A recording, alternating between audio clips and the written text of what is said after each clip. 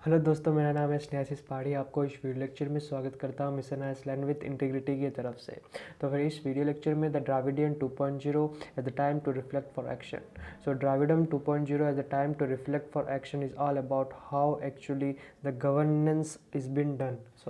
So how actually the governance is been done in reference to the Madras presidency as well as reference to the current trending policy.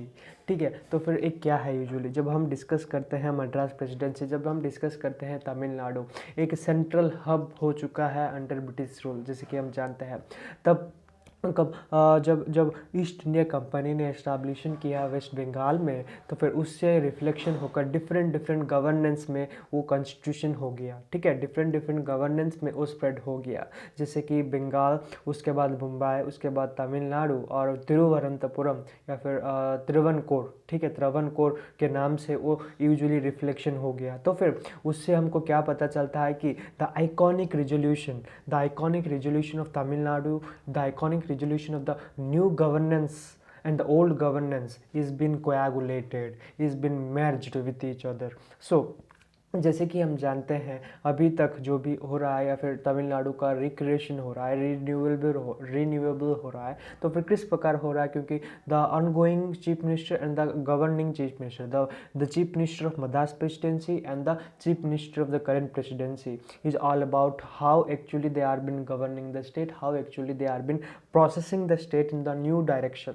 So that's a matter, or that's the reason why it is 2.0. Again they have come into existence, again they have come into power. So this usually reflects how actual power they even have, how actual power they usually should have. ठीक है, तो हर एक चीज़ का अगर conceptualisation करेंगे तो इन the field of education, in the field of employment, in the field of women empowerment, in the field of education, in the field of what on growing progress of infrastructural development, health care systems, उन सभी का एक road map देखेंगे तो एक progressing हो रहा है। ठीक है, प्रोग्रेसिंग किस प्रकार हो रहा है या फिर किस प्रकार होना चाहिए, वो सारा इस वीडियो लेक्चर में दिया गया है और इस एडिटोरियल पेज में दिया गया है। ठीक है, तो फिर जरूर अंत तक देखना। ठीक है, तो फिर आपका अंडरस्टैंडिंग भी उतना अच्छी तरह हो सके। ठीक है, so do not miss any concept, do not miss any point, because each and every points are prior important in reference to the mains examination, because the what is all about Dravidam 2.0. So how actually they are been progressing, in which sector they are been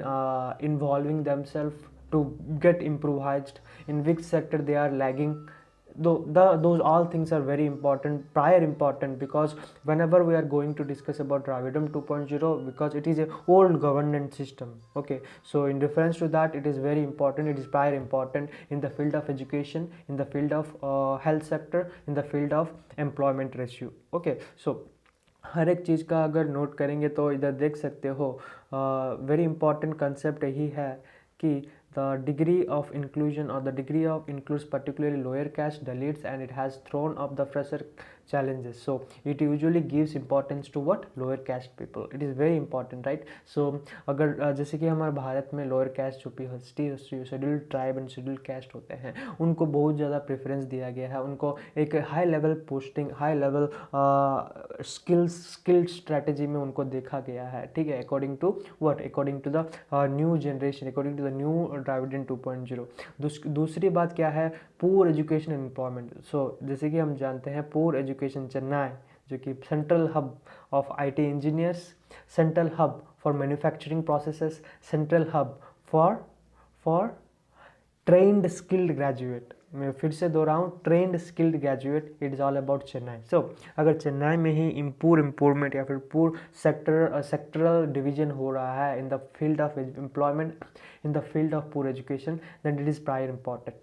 क्योंकि जैसे कि हम जानते हैं according to the new education policy under union education minister Dharmendra Pradhan, so ये लागू किया गया है कि 2019 एंड 2020 में परफॉर्मेंस ग्रेडिंग जो इंडेक्स होता है, परफॉर्मेंस ग्रेडिंग इंडेक्स जो होता है एजुकेशन सेक्टर में, वो बहुत ही लेस है, बहुत ही पुअर है इन रेफरेंस टू तमिलनाडु। जैसे हम जानते हैं Chennai is the main metropolitan city, but still it is been lagging in the poor education system. ठीक है, उसके बाद अगर आएंगे तो एम्प्लॉयमेंट रेशियो में अगर एक एग्जाम्पल में दूंगा कि यूजुअली चेन्नई में यूजुअली क्या हो रहा है, usually those engineers who are been working as an ITI graduate, ITI a skilled trainee. ठीक है. So engineering students are been working as a ITI trainee, then how it is even possible that the employment ratio is much more high? How you can even think that the employment ratio is very very very progressive? ठीक है. So एक trained graduate, ठीक है, जो कि skilled graduate in the both field theory as well as in the practice theory में जो पारंगम हासिल किया गया है, उनको एक लेबर की तरह से अगर देखेंगे तो फिर एम्प्लॉयमेंट कैसे बढ़ेगा. ठीक है. So it is also a matters. Okay. So technical education के अगर बात करेंगे, AICTC अप्रूव्ड जो इंस्टीट्यूशन होते हैं वो मास प्रोड्यूसिंग रोबोट्स, जैसे कि हम क्या होते हैं, जैसे कि हम वीडियो लेक्चर या फिर कौन सा वीडियो जो कि वायरल हो चुका है, मैं I do not even remember the actors name, that mass producing robot. So mass producing robot in which I am also been included. Okay, didn't get worried that I am not been included. I am also been included in that robot, which is all about how I usually wants to say you all in this video lecture. So this is all about how actually the education or the employment ratio or the technical graduates who are been graduating whole the year with a high grade, with a high level proficiency, but still as a working graduate they are laborers.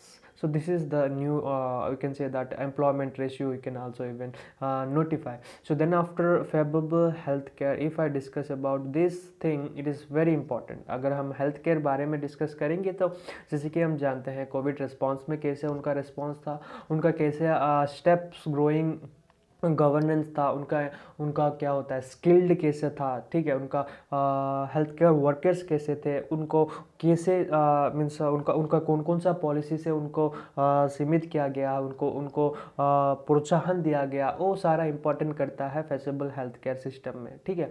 उसके बाद relevance with reference to humanities. ठीक है. Humanities के बारे में भी हम इसमें इंक्लूड किया गया. Humanities in which sense? Humanities in the sense of how they have responded, how they have progressed in the sector of healthcare.